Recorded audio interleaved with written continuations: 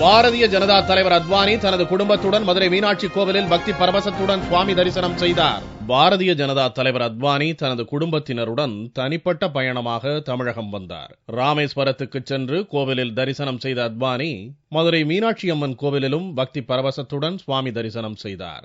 மீனாட்சி அம்மன் கோவிலில் பொற்றாமரை குளம், கோபுரங்கள், கோவில் சிற்பங்களை பார்த்து ரசித்ததுடன் அது தொடர்பான தகவல்களையும் கேட்டறிந்தார். தனது குடும்பத்தினர் மதுரை மீனாட்சி அம்மன் கோவிலை இதுவரை பார்த்ததில்லை என்பதால் அவர்களுக்காக மீண்டும் இங்கு வந்ததாக அவர் குறிப்பிட்டார். It's a beautiful temple.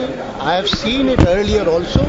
My family had not seen it, and therefore when I went to Rameshwaram yesterday, I had planned that on my way back I will, along with my family, visit this wonderful temple once again.